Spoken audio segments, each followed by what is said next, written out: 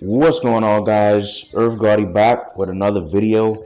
And I know, the audio still isn't fixed. I still got this crappy mic, but I just wanted to get this video out really quickly because this is a fight I recently had, and it's a style that a lot of people struggle with. As you see, this guy, he has Nate Diaz. So when somebody picks Nate or Nick Diaz, 99% of the time, they're looking to just push forward, constant pressure, and keep the fight inside. And that's what a lot of people are struggling with right now is fighting on the inside. So I just wanted to show how I deal with it and how I dealt with it in particular against this guy. So yeah, so we'll just go to the video itself now. As you can see, he's just coming forward. But the first thing you're going to notice is that I'm not backing up. So even though I like to fight on the outside, I'm mainly an outside fighter. I like to have a lot of my space. I like to have distance I can, lunge in, and jump back out without getting hit. But in this game, currently in its current state, that's really not possible against somebody who's fixed on making it an inside fight. So the first thing that I would suggest is you got to stand your ground. You see, as I knock him down right there, and I'm gonna take you guys through what I'm doing that's making that happen. So when fighting on the inside, one thing you want to remember and one thing you want to do is try to force your opponent to throw when you want them to throw. And what I mean by that is, you have some guys that come forward and you never know when they're going to throw a punch. So it's hard to time them and it's hard to counter their shots because you don't really know when their shot is coming. But one thing I'm doing in this fight, and I guess you're gonna pick up on it.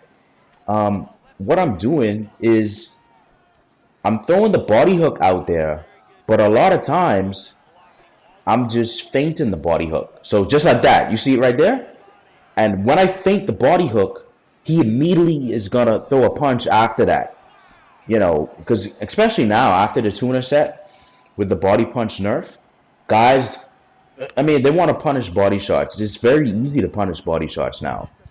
So what I'm doing is I'm intentionally throwing out a feint to the body hook just like that, see? And then he's gonna come right back up with an uppercut to try to counter that. And the key to this is just a feint. So I'm not really going through with the whole body hook animation. Look, I stop midway and he immediately goes to punch right after that. So that's how I get a reaction out of these guys that just want to stay in your face the whole fight. And that's how I open them up for counters. And I do it pretty much the whole fight. I mix up the timing. I just don't spam it. But I be patient as well. See, I do it again. Come up and sway. And the way you want to punish these guys, the way you want to counter, is you want to sway. You want to sway.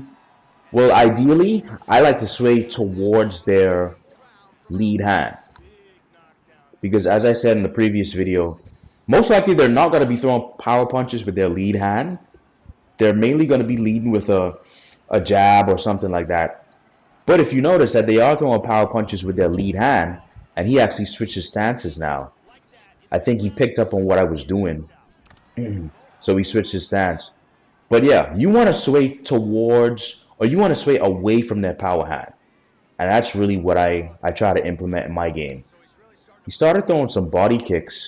It caught me a bit, but, that didn't do much damage. But I'm standing my ground. I'm swaying, countering.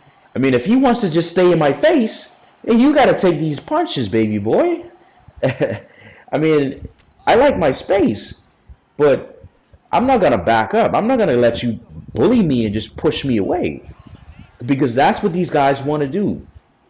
See, look at that. I fake the lead body hook or feint it, and then he immediately goes for an uppercut. I sway it, and I'm able to rock him. He actually did a good job throwing out some offense while he was rocked, though. So sway hook and then uppercut. That's a nice combo. That's a beautiful counter combo, especially for somebody that likes to stay inside. Because if you land the hook, then you're definitely gonna land the uppercut as well. He's hitting me a lot right now though, so I gotta ease up a bit. See, I sway, get a reaction out of him. Think, look, he actually hit me with that uppercut hook combo right there though. Yep, there we go. Another feint, and he goes to punch immediately. So I know exactly when he's gonna throw his strikes. And because I know this information, I'm able to sway and counter at the perfect times. And this guy just refused to back up. You know, he kept getting rocked. I wasn't able to put him down though for some reason. I'm not too sure what happened there. You know, I don't think he actually got knocked down for this whole round. And I rocked him quite a bit. So it was a good job by him staying alive while he was rocked. But yeah, this is what you got to do against these guys, man. Like, to be honest, it's not the most fun for me. But inside fighting is definitely a realistic style of fighting, especially in boxing. So you got to know how to fight on the inside and you got to know how to fight on the outside. Because this game is a game of striking, obviously. You know, most people want to strike and they have different styles of striking. So you got to be able to counter every single style that you come up against. Now, I've been reading the forums and I see that Gameplay Dev, he did say that in the next patch, or, well, I'm not too sure if it's the next patch, but they have a fix for the overpoweredness of inside fighting.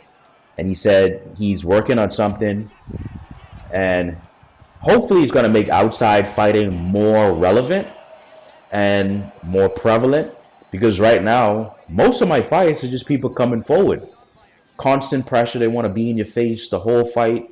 And I'm a guy, I don't like to get hit.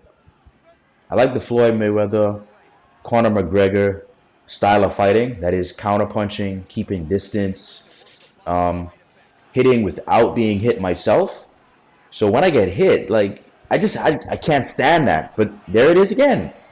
I feint the body hook, and then I sway his shot because I know he's gonna fire back right away, and I just come with a counter. I mean, it's pretty simple. Once you get these guys to do what you want them to do, then you control the fight. Whether it's outside, inside, on the ground, wherever. You know, and I'm swaying that side because he's in the orthodox stance right now. So his lead hand is his left hand. So I'm swinging towards his left hand, away from his power hand. See, he's throwing those uppercuts with his power hand. So I don't want to sway into that. I mean, you can still sway towards that if he throws an uppercut. See, just like that. If he throws an uppercut from that side, you can sway to that side and still avoid it. But I just don't like to chance it. You know, who knows? Maybe he's going to throw a hook instead of an uppercut from that side. So I really don't want to take that risk. And this guy just refused to back up. Like, he's so stubborn. I'm just, you know, just pouncing on him. I'm rocking him left, right, and center. And he's still just coming forward.